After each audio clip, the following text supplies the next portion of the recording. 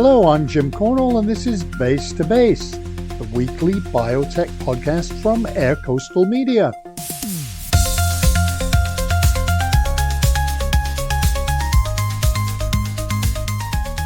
Yes, welcome again to the Base to Base biotech podcast, and this is number 59, and it's going live on May the 15th.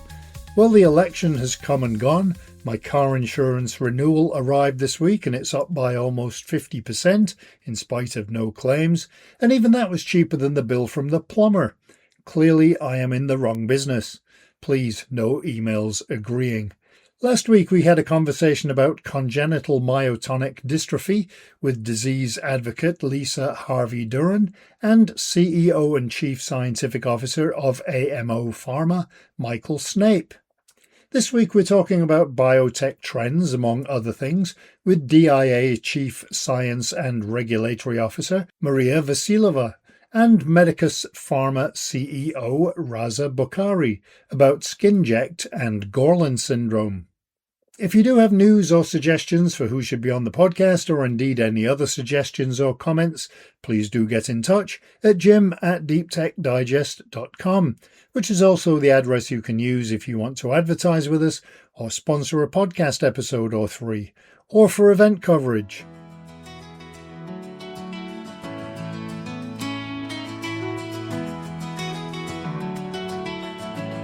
First, it's time to go through some of the headlines of the articles you may have missed over at deeptechdigest.com. Cells back up DNA replication to survive damage, a handheld probe can map cancerous tissue, and a study shows an IL-23 inhibitor's efficacy in perianal fistulizing Crohn's disease. The Basal Life Sciences supercluster has welcomed some Korean biopharma companies. An antibody spurs nerve fiber regrowth after spinal cord injury, and the biotech industry is leading the search for an alternative to Red40. We had an article on CRISPR inhibiting the hepatitis E virus. An asthma drug in China is moving forward, and a new coalition has been formed to boost the US biotech industry. A hidden switch in immune cells helps kill a deadly fungus. There are positive data from an AMD treatment trial, and you can read all of these and plenty more at deeptechdigest.com.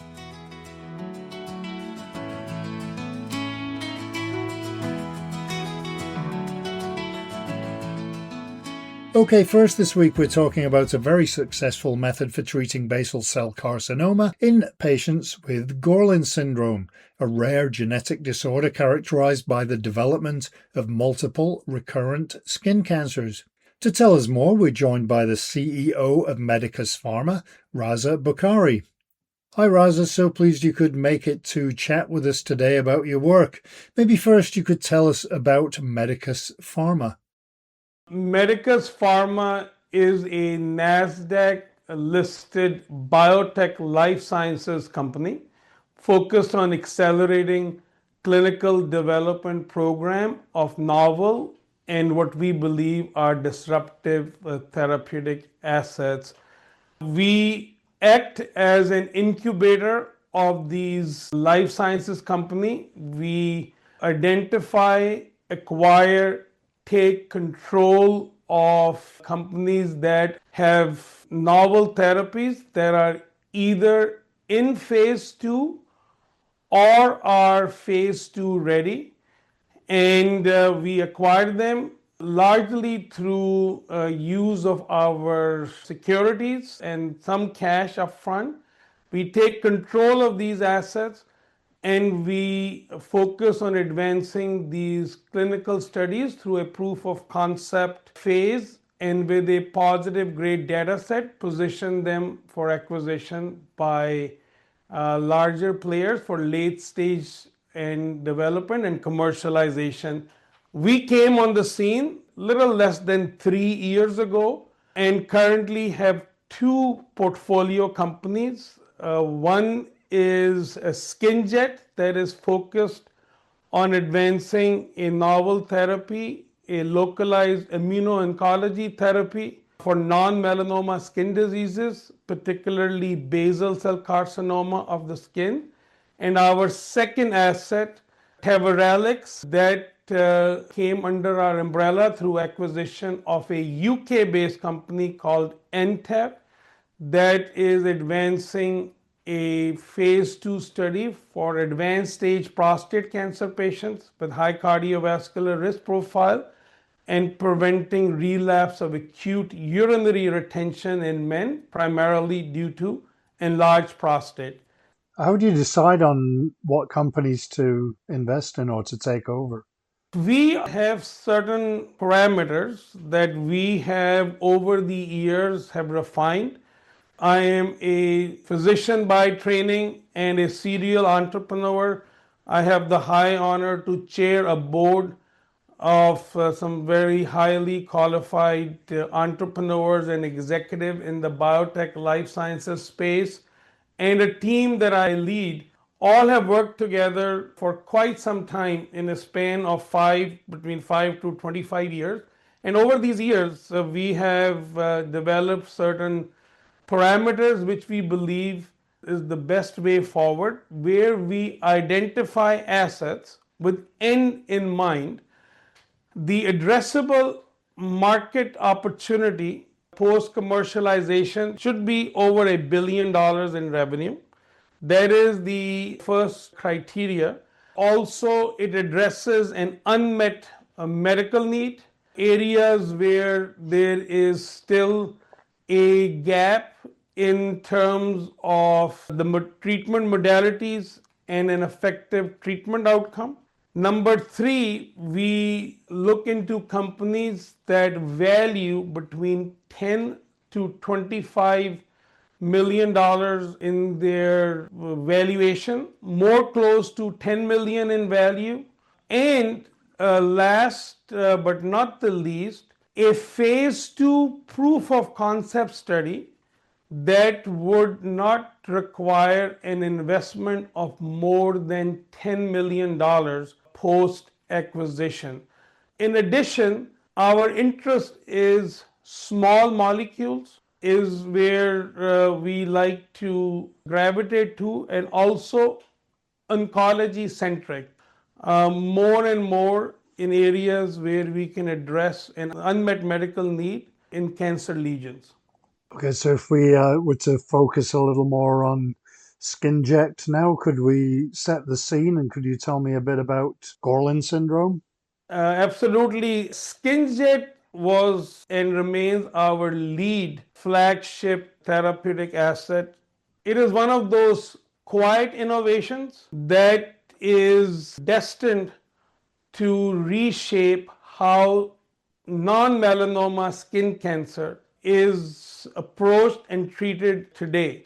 Our asset is a transfer of technology from Carnegie Mellon and University of Pittsburgh, where we secured exclusive development and commercialization rights of these uniquely designed, patent-protected microneedle arrays, a cellulose-based dissolvable microneedle arrays, which are 750 microns in length. There are 400 in number, impacted in a 13 by 13 skin patch, and then these needles are tip loaded in micro doses of a known chemotherapeutic agent called doxorubicin. We have taken this patch and have applied this patch transdermally directly at the site of the lesion, and it triggers an immunogenic response that causes a cell death or apoptosis and actually cures the cancer cell. We have done some substantial advancements over these last more than few years, where we have recently now announced our proof of concept findings for our phase 2 study. We are very excited about this because basal cell carcinoma is the most common cancer, not just in the United States, but around the world. just in United States, 5 million new cases are diagnosed every year. And a known treatment is a surgical intervention called Mohs surgery, which is not only expensive, painful, and aesthetically not very pleasing, but also limited by capacity. There are only about 1 million or so Mohs procedures that get carried out every year in the United States. So there is a backlog of 7 million patients waiting in the queue for a treatment modality. So we believe that we are now at a registrational grade level where we can sit with the FDA later this year and have a registrational study signed off. So we're really, really excited about the potential of SkinJect and how it can reshape the treatment approach towards basal cell carcinoma of the skin. Is it something that's applicable to other diseases than basal cell carcinoma? The skin patch is a platform technology. We have focused our clinical work on basal cell carcinoma being the low-hanging fruit and a slow-growing cancer. However, in other skin conditions like actinic keratosis, which is a precancerous condition, there is an application very similar to the one that we currently have in place for basal cell carcinoma, for squamous cell carcinoma in situ, for cutaneous T cell lymphomas. In addition, we also have an early stage collaboration with a company called Helix Nano, where we are trying to advance a thermostable mRNA vaccines that could be delivered through the patch by triggering an immunogenic response. So there is, if we succeed in that, we believe that cancer vaccines, mRNA vaccines that are in development could use our patch as a platform or as a vehicle for delivering these cutting edge solutions. With regards to the clinical trial pathway that you're on, I guess you just announced some results this week. Could you tell me about those?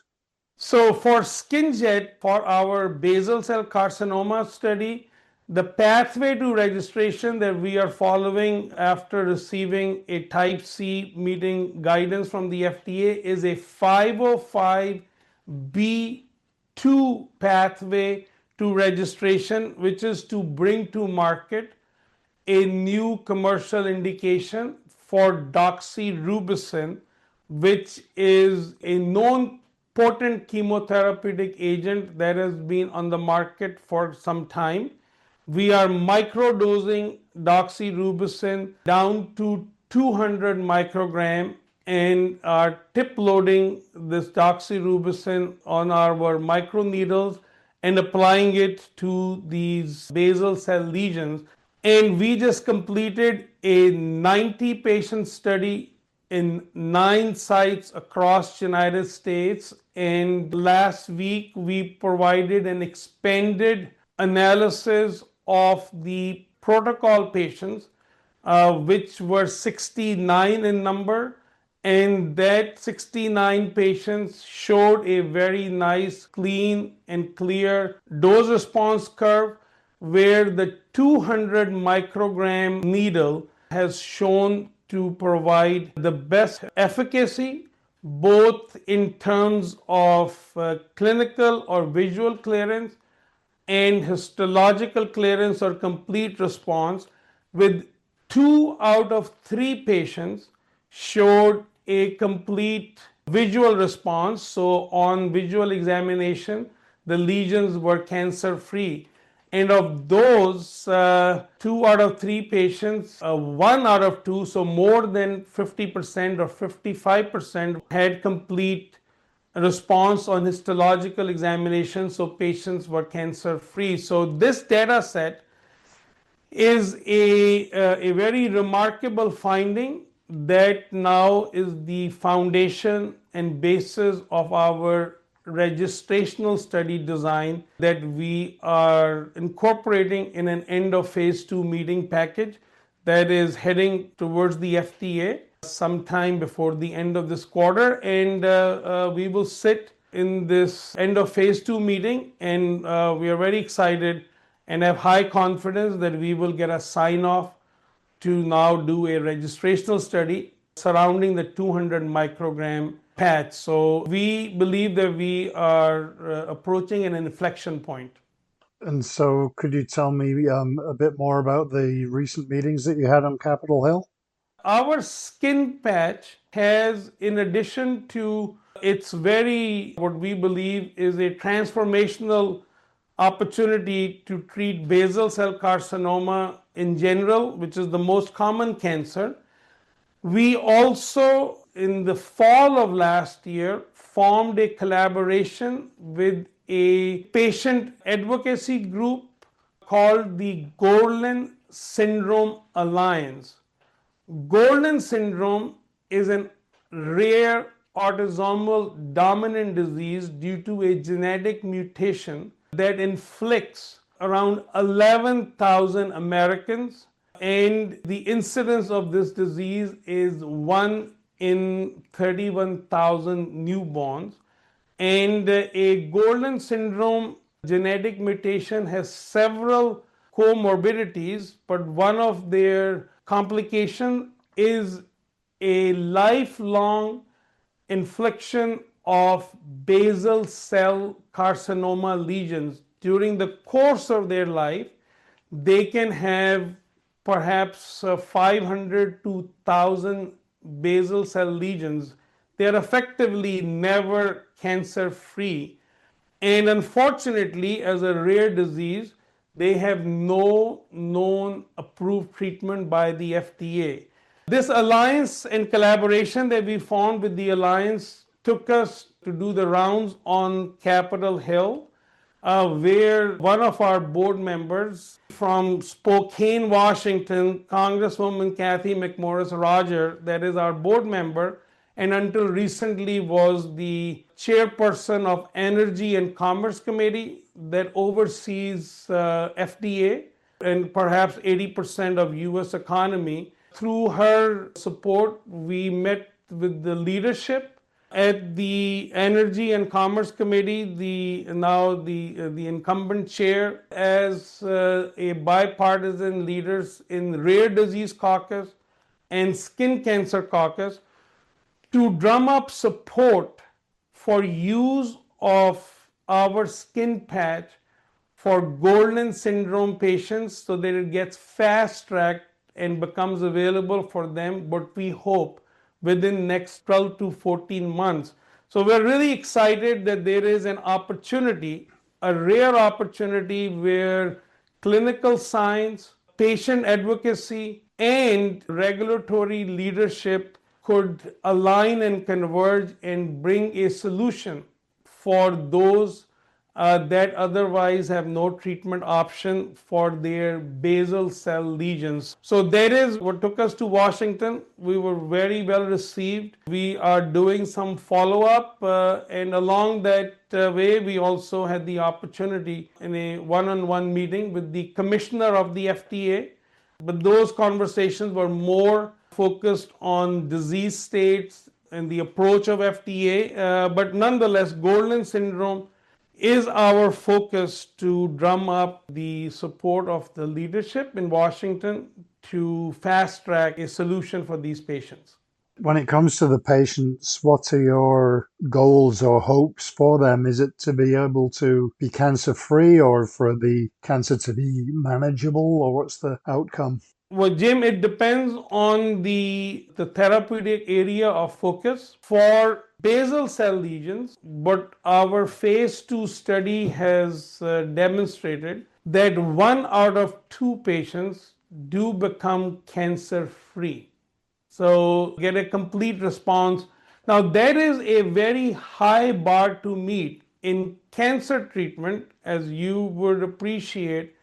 It is about increasing the overall response rate, or to have a progression-free cancer survival. The objective is to contain the cancer. However, in our skin patch use for basal cell carcinoma, we actually have an effective cure in the making.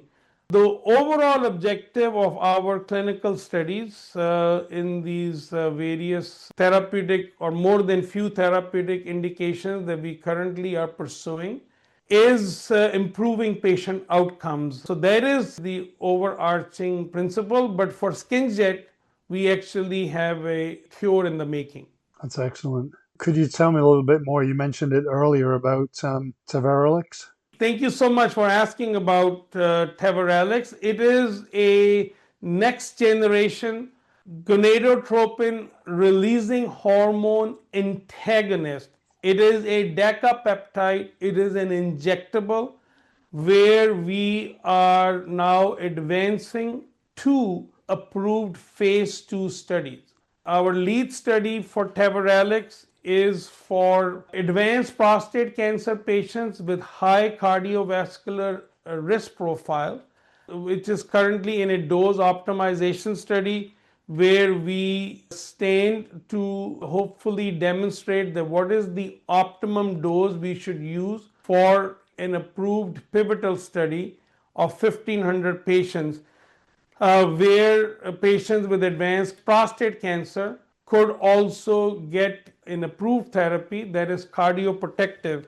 In advanced prostate cancer patients, the leading cause of morbidity is not the prostate cancer, it is cardiovascular complications. The killer is heart disease, and there are 3 to 500,000 men in the United States alone that are on advanced prostate cancer therapies, and there is no approved label indication which could be cardioprotective. So that is one indication where we are very excited to advance forward. Our second indication is a novel indication where we have trying to explore and demonstrate that we can prevent relapse of acute urinary retention due to primarily enlarged prostate. There are about 1 million men in the United States of your and my age, Jim, that show up on the emergency room with acute urinary retention, and the primary cause 86% of the time is enlarged prostate. And an effective treatment is a surgical intervention. Otherwise, more than 50% of these patients, I believe, they relapse and return to the emergency room with another event of acute urinary retention. We believe Tavarelix as a one-time injectable based on an 81 patient study that is already published can reduce the size of prostate both in content and volume. So we have 126 patient study that is now recruiting patients to demonstrate that we can non-invasively perhaps help prevent relapse of acute urinary retention. So these are the two studies that we are advancing forward. And very quickly, if I could add, we are also exploring a genomic-enabled groundbreaking study based on a poster presentation we did last month at the American Association of Clinical Endocrinology, where Tavarelix has shown a very positive profile in bone mineral density. It is a bone mineral sparing properties in women. So we are currently in the process of putting together an IND package to evaluate Tavarelix in women with symptomatic endometriosis and other unmet medical need that may show that a treatment through Tavarelix is available. So this keeps us quite busy at Medicus Pharma.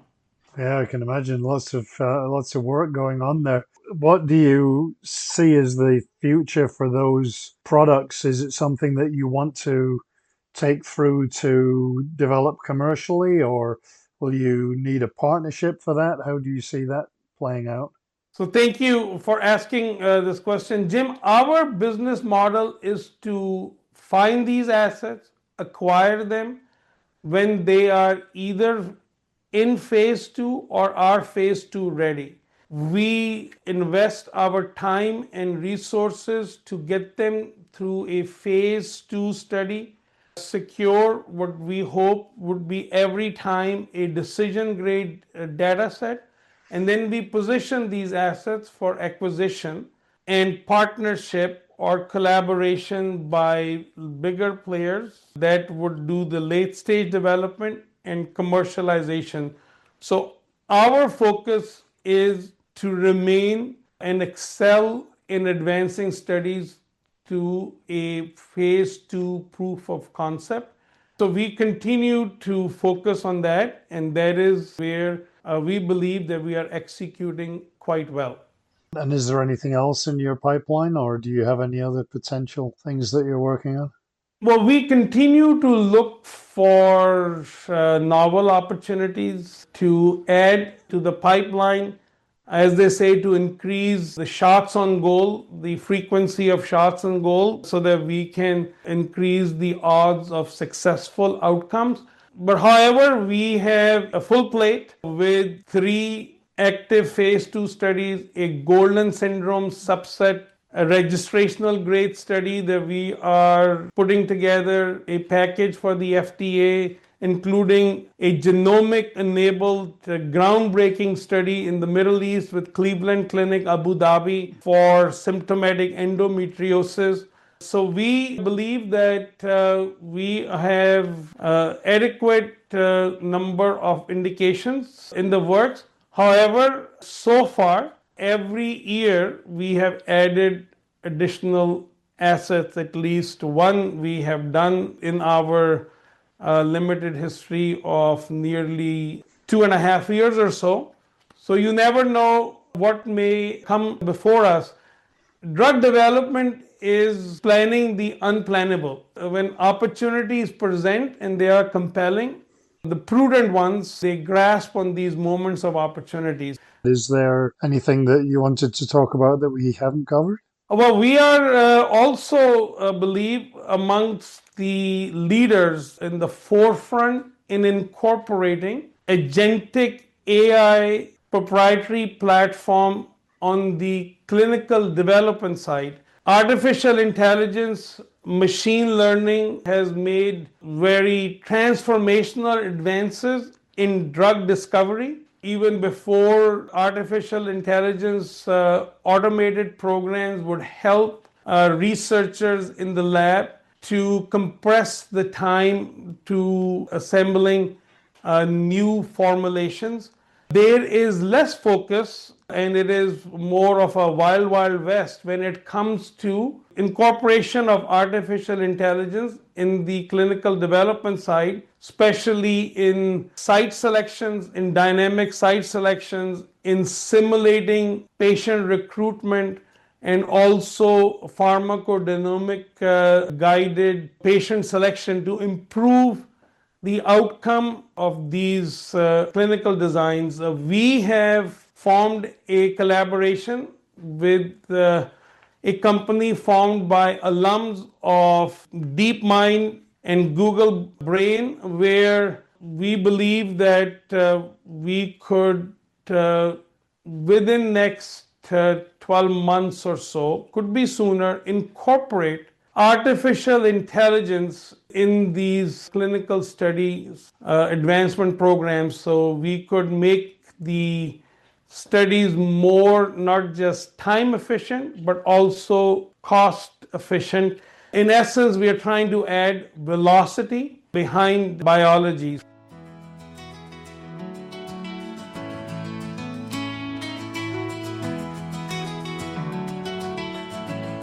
An interesting approach to developing biotech companies and also to treating conditions with no current treatments. It's a really interesting technology, so do keep an eye out for SkinJect. Next, we're talking about DIA in a wide-ranging conversation that covers the organization itself, its events, its impact on biotech company members, and trends in general. To do that, our guest is DIA Chief Science and Regulatory Officer, Maria Vassileva. Hello, Maria. Thanks so much for being on the podcast with us today. I really appreciate it. Maybe you could tell us what DIA is. Sure. So DIA is a global scientific organization, and we work on along the medical product development continuum to foster innovation in the drug, device, and digital health space. And typically, we do that by bringing multiple stakeholders together, acting as a neutral convener and thought leader in order to drive innovation and enable knowledge dissemination. And as many nonprofits, our ultimate goal is improving patient outcomes across the world while driving life science and healthcare progress. So we do not focus on any one specific therapeutic area or one specific issue, but really follow the general trends and really focus on the entire medical product development continuum. All right, very good. And so, what are the benefits, I guess, to membership? DIA is one of a few individual membership associations. That's why our members can sign up for membership from the time they're students, let's say in college and graduate school, all the way, from different regions of the world, Korea, Japan, Australia, the Middle East and Africa, Europe, China, Latin America, Canada, the US. I mean, anywhere people can join the organization. So we always like to say that we're all DIA, and the benefits of membership include access to the publications that come out in our scientific journal. Usually members get discounts for many of the scientific events that we organize across the globe. And then the one benefit that people enjoy the most is the ability to join communities based on their areas of interest and work together with like-minded volunteers on common topics of interest. And so I guess in short, we have professionals from more than 75 countries that have enjoyed their engagement with DIA through our extensive membership network because they gain access to various educational offerings and professional development opportunities. And we've been doing that for over 62 years now. So the organization was established a long time ago and has continued to bring the community of life science professionals together for all this time. And you have a meeting coming up. I wonder if you could tell me a bit about that annual meeting, what that consists of. Yeah, so we organize a lot of large annual meetings, and they happen in many different geographies, but the largest one of all the DI gatherings happens every year in June in the United States, and it's called our Global Annual Meeting. So this year, the 2026 DIA Global Annual Meeting is going to take place between June 14th and 18th, and it's going to be held in Philadelphia, Pennsylvania. And it's interesting because at the same time, the city will also be celebrating the 250th anniversary of the birth of the United States as well. And the FIFA World Cup is happening at the same time. So a lot of different exciting events happening in Philadelphia this June. And we really have a stellar lineup of plenaries and speakers for every single one of the 4 days of the big event, because as I mentioned earlier, in its core, DIA is about empowering people with knowledge, connections, and resources so that they can drive innovation in the life sciences. So I can say a little bit about each one of the days because there's a lot of interesting things happening every day. So on Monday, we have a keynote kicking off with a talk by David Fagenbaum. He's a physician scientist from the University of Pennsylvania, who is also a patient with Castleman's disease, and he wrote a really great book about his experience. And currently he is the president of EveryCure, so he's going to talk a little bit about his experience and his work. And then following his talk, we're going to have a plenary panel that will address how AI is currently being utilized to assess investments in early stage life science companies in order to improve kind of like the timelines and the odds to improve the outcomes for both the drug developers and patients and speed up all the timelines. So we're very excited about kicking off with this important plenary. And then on Tuesday, which is the second day of the meeting, we have a new program which is centered around 2 different therapeutic areas. The first one is going to be focused on chronic disease and obesity, and the second one is focused on oncology, and we call those pathways. And so the plenary talk on Tuesday will focus on the way anti-obesity treatments have transformed healthcare and kind of discuss the promise of GLP-1 drug development, but also talk about the remaining challenges ahead, as there are many developers that are working on new mechanisms. And of course, we're going to talk not just about the developers, but also the challenges that regulators, patients, and healthcare providers are facing. And that's why we're really excited that plenary, we were able to have the former commissioner, Rob Califf, who is a cardiologist at Duke University right now, also speak alongside our colleagues from Novo Nordisk and Eli Lilly, that are going to talk about drug development as well as some of the issues around access for those drugs.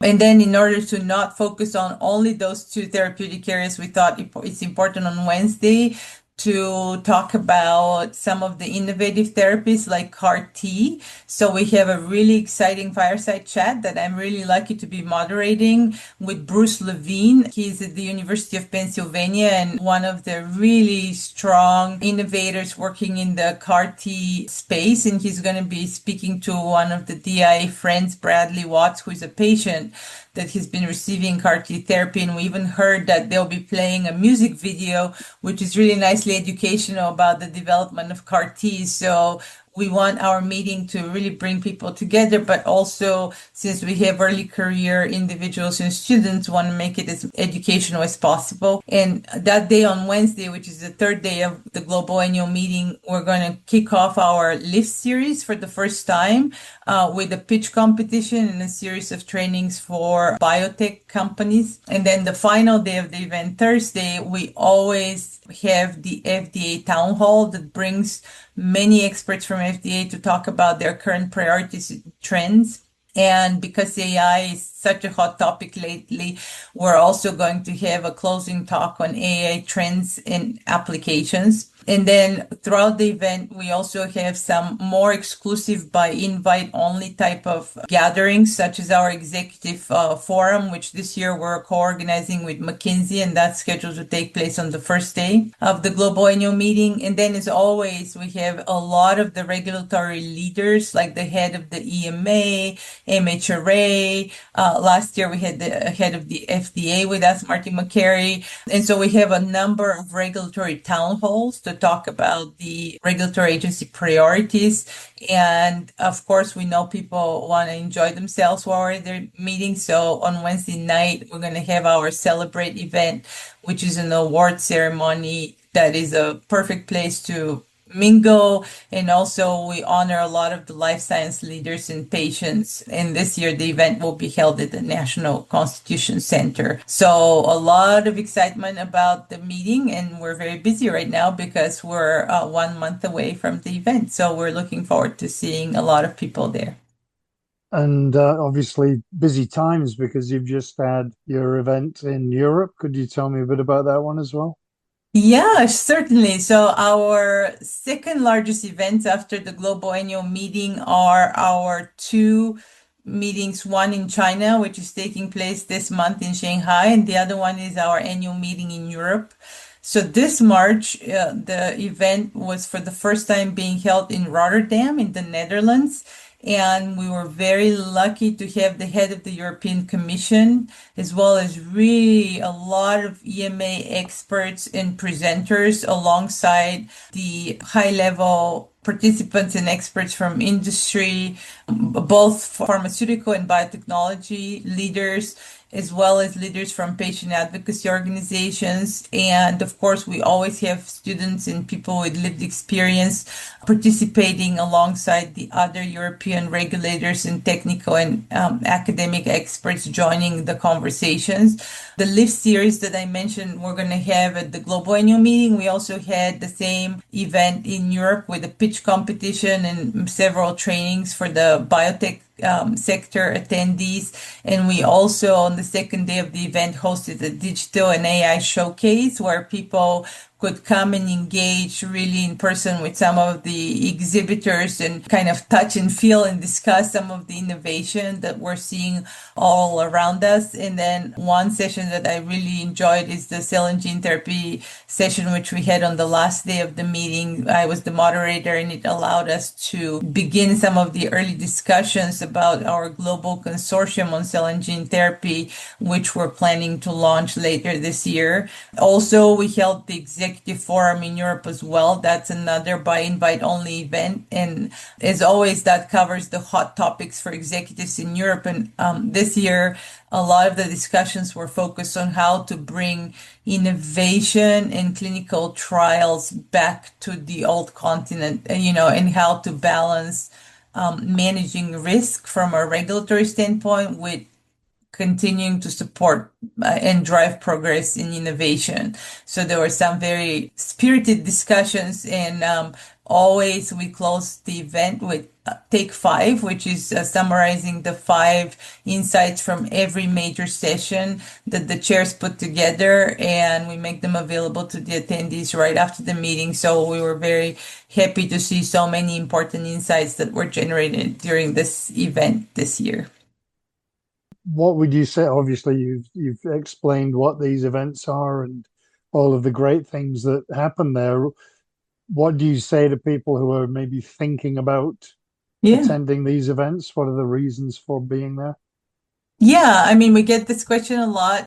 Our annual meetings always bring together the full ecosystem of medical product development. So we bring multiple disciplines together. We also bring professionals from different stages in their career development together to discuss how to close the gap and what are the challenges, but really focus on thinking about solutions. And that energy, when we bring people together that don't usually sit in the same room, is really palpable. So, for example, as I mentioned, in Europe, we are the largest neutral multi-stakeholder forum in the European life sciences sector. So we do bring the pharma and biotech industry leaders together with regulators, health technology assessment bodies, patients, healthcare providers, and also academia, investment companies, because they're the ones that are going to be making sure that the future of biotech is still thriving. And of course, from the nonprofit sector, patient advocacy organizations and patients as well. So we have a really unique kind of gathering. But also, in terms of early career development professionals, the participants are able to receive educational credit.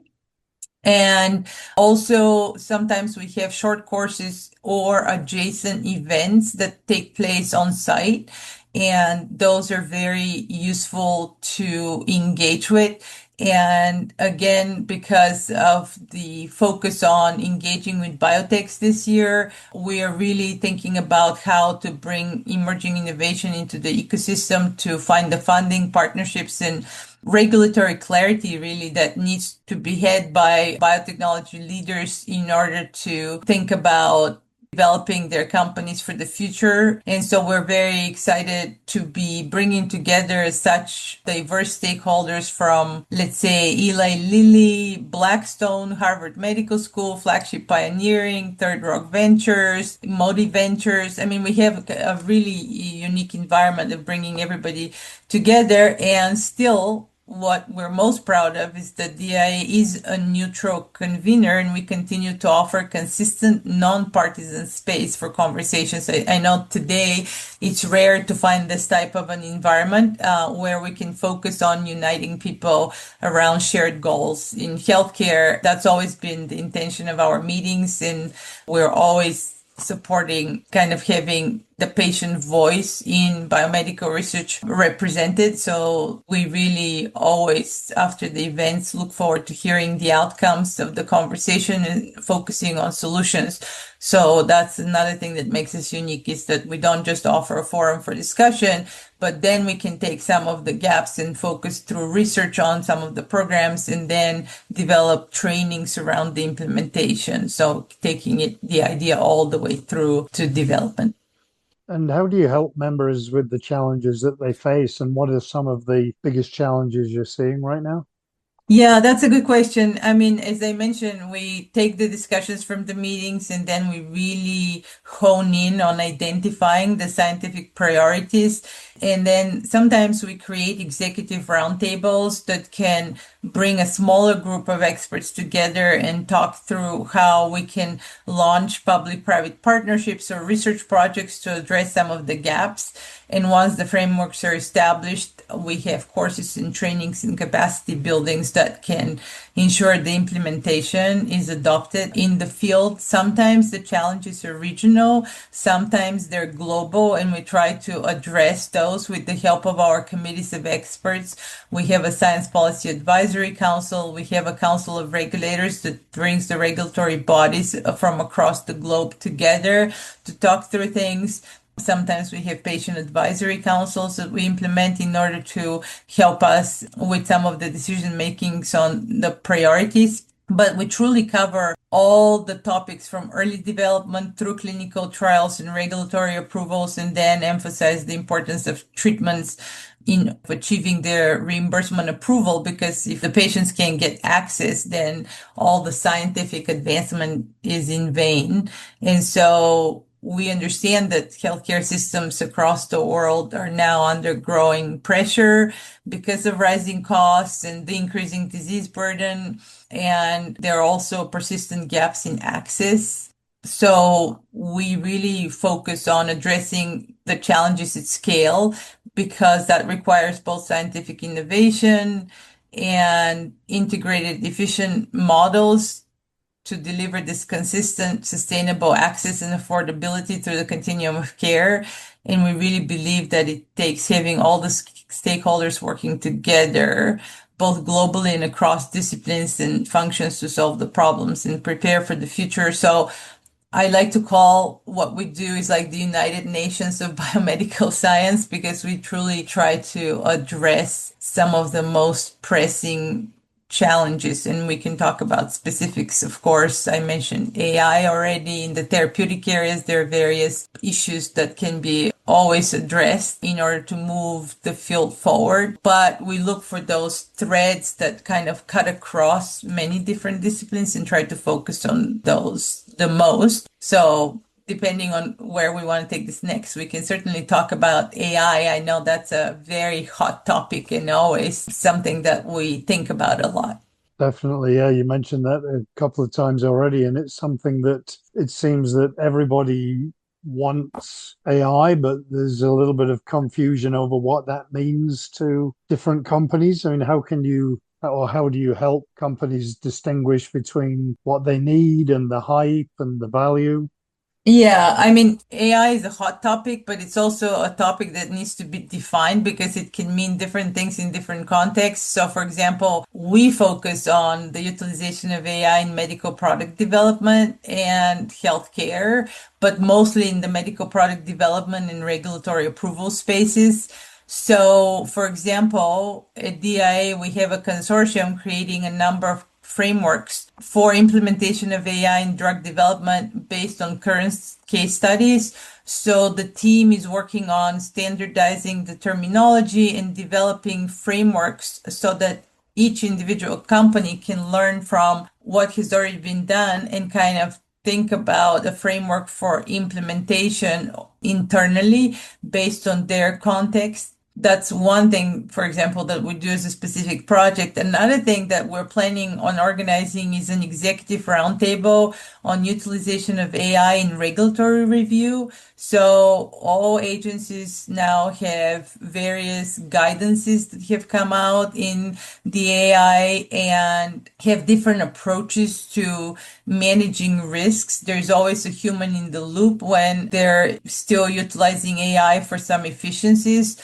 But that's why it's so important to, again, create frameworks that can allow agencies to standardize their approach. And that way, in the review processes, there is some efficiencies being created, but there are also some frameworks or standards that are being followed. And we know that around us. We've heard so many recent news about Google and Merck announcing a deal, I think it was last month, $1 billion commitment to embed agentic AI across Merck's entire operation from R&D through patients. Novo Nordisk had a similar collaboration with OpenAI.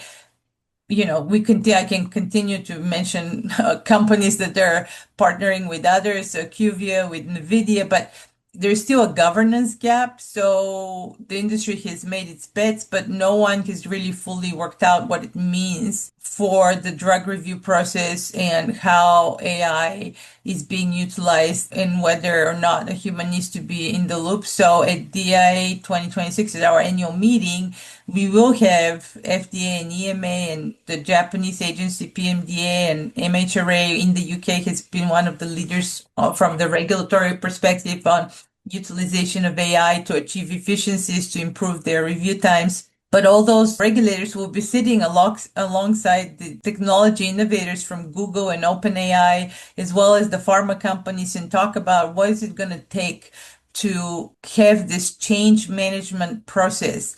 Because I think we already know that all companies are utilizing AI for efficiencies in their operations.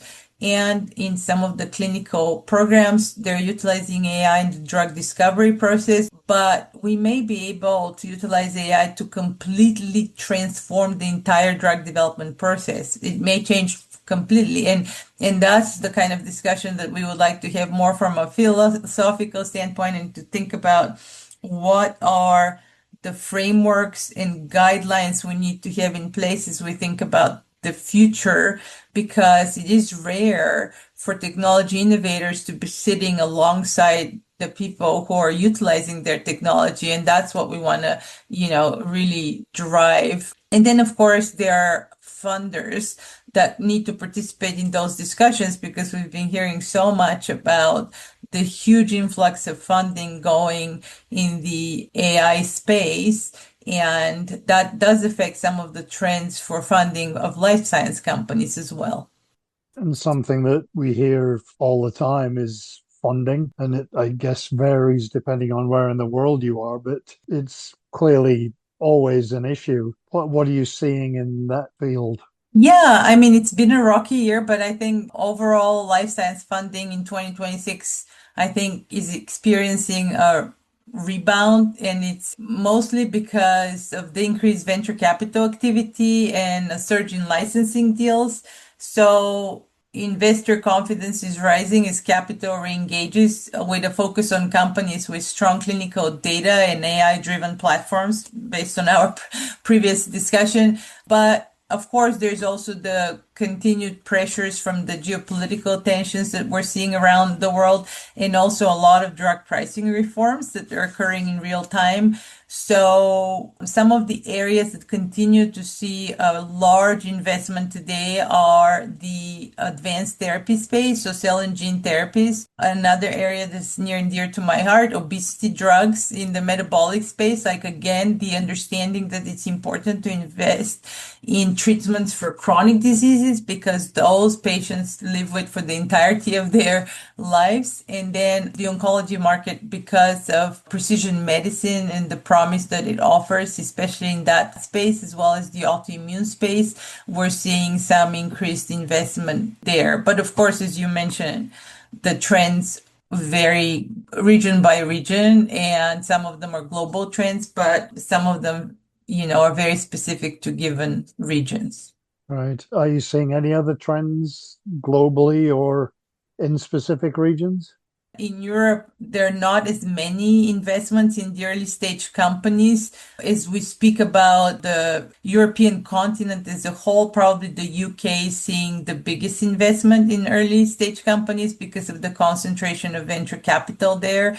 But I think the most important trend that I would say that started last year is, for the first time, China has a higher number of clinical trials ongoing there than in the US and Europe. And so, of course, there are some governments, including the ones I mentioned, like the UK and China, as well as Australia and Korea, that are making large investments in their scientific infrastructure and pipelines in order to drive their economy. And of course, we're seeing the US focused growth remains. There is a global shift in investments with increased attention on emerging markets, including China, because of the source of innovation, especially in the field of cell and gene therapy, which I mentioned earlier. And the other trend that I think has been very pronounced over the last year or so is the rise of non-Western funding hubs. And of course, the Middle East comes to mind here. And that's again going to drive some shifts in creation of companies that are outside of the usual hubs in the US, for example. And then the models that we have in the US for hubs are like on the West Coast or in the Boston area is being replicated in many different areas around the globe. But of course, again, like I said before, all of this is very dependent on some of the global conflicts that we're seeing that have been really dramatic over the last year or so. And so they're obviously altering some of the trajectory of life science investment. It's difficult to say because we don't know how long that will last, but how are you seeing that playing out as we move into the future, assuming that they're over as quickly as possible? Yeah, I think the main thing that I could say from a higher level standpoint is it's clear that those global conflicts are altering the life science investments by driving a shift from the kind of purely commercial high growth strategies toward a security first approach. And we're seeing so much more prioritization of supply chain resistance, especially now over the last 3 months or so. I mean, this trend or, COVID in some of the pandemic preparedness discussions really began the discussions, but now we're really seeing the prioritization of supply chain resistance, domestic production, national security. And then, as I said before, investments in the life science sector continue to be strong because there is both the scientific demand and, the unmet medical need. The geopolitical tensions are now cited as one of the top issue for almost 40% of all executives. It doesn't matter if they sit in the life science sector or not. So as a whole, industries are becoming a little bit more risk averse. And while new regulatory guidelines are being issued, the landscape is still very fragmented and kind of characterized by regional divergence, which is another issue the DIA focuses on. The more we can drive convergence among the regulators, the more that helps with some of the stabilities. And then finally, being a scientist, I have to mention that geopolitical tensions are also affecting the pipeline of scientists that are being trained currently, especially as it comes to higher education in the US, where I'm based. And so we're seeing definite decrease in the number of graduate students and postdocs that are being trained that come from abroad. I mean, I was one of those students. I came from Europe and trained in the United States. And that's why I think it's important to think about some of the longer lasting impacts of those tensions, because it may be that a decade from now, there's not as many qualified and well-trained individuals that are being able to drive the innovations in different countries. And I know that there are several regions, because I travel a lot and talk about cell and gene therapy development. I think that's one area where there's a really big push to create a highly trained workforce in many regions where the manufacturing can be done locally. And so, for example, in China, there's a lot of qualified trained individuals, but those could also be trained in Brazil in order to have local production in Europe and so on. So I think we see a lot of investment in creation of pipelines in the Middle East, in Brazil and other emerging economies to have that next generation of scientists to be able to work on both the manufacturing, the development, and of course the regulatory approval of those novel therapies that are going to be life-saving, but they need to be able to reach the patients all around the world. We talked about the finances of this earlier and some of the stresses there. Is there a financial stress caused by conflict insofar as is money being diverted towards companies that are working more on defense or, drones, deep tech, armament, that kind of thing? I think that life sciences are always going to attract enough attention and investment because there are always going to be unmet medical needs and scientific issues that need to be resolved. But I think it's important to remember that each government needs to continue to invest in the regional scientific advancement because it does drive economic development locally as well. And that's very important to continue, as well as to have the global collaboration so that nobody is replicating what has already been done, but really truly working together to address issues. And I think there has also been very important investments from the nonprofit sector, from major donors and large foundations that are also helping when there is a pullback of certain government investments to kind of continue driving this innovation of science and address some of the unmet medical needs that may not be as commercially viable, like in the public health space. And that's why we're very excited to start now several collaborations at DIA with the Gates Foundation and to have a new meeting that we're going to host on medical access issues in Africa. And we'll be hosting that event in Egypt in December. So that's just the beginning of some of the things that we'll start to explore. Another focus that we have in that space in the cell and gene therapy space.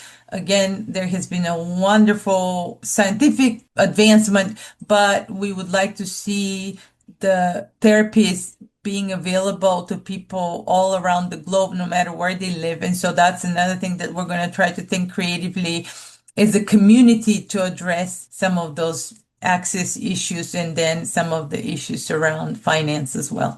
I know that AI has been huge, and I just keep getting email after email about AI applications. I've started to get a few in the last couple of weeks related to space, and I know there's a fairly big conference coming up with related to being able to do experiments in space and starting to work on space as a field. Is that on the horizon, do you think? Oh, I'm sure it's on the horizon, but in terms of our work at DIA, we definitely try to stay more focused in the medical product development space. And we do engage with some of the technology innovators, but only in that context. So probably sometime in the future, we can see some of the applications in space being applied toward medical product development as well. But so far, that hasn't been a discussion at our event. One area where we do see a lot of focus is on sustainability, especially in Europe,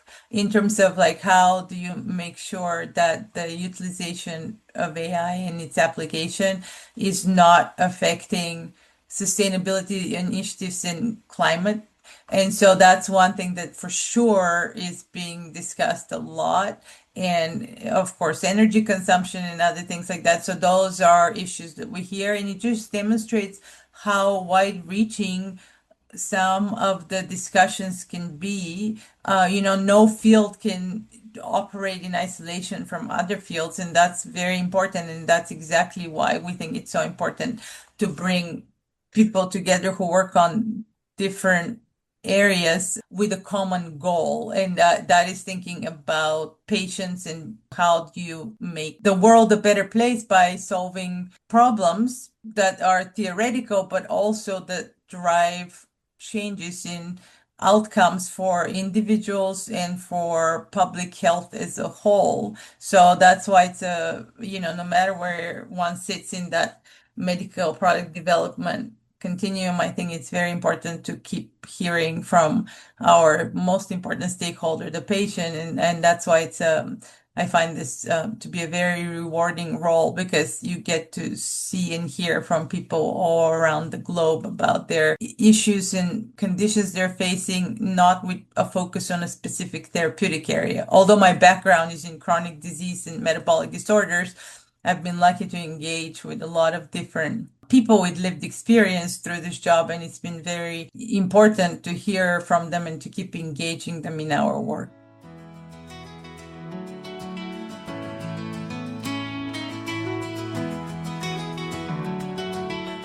It's always nice to cover so many topics in a conversation, and DIA is definitely a great resource for biotech companies everywhere. So that's it for this week's podcast. If you do want to get in touch with guest opportunities, or if you want to advertise, please feel free to contact us at jim@deeptechdigest.com.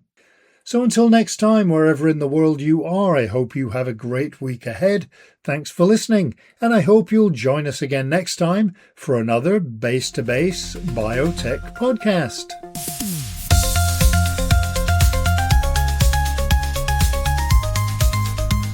The Base to Base Biotech podcast is an Air Coastal Media Limited production.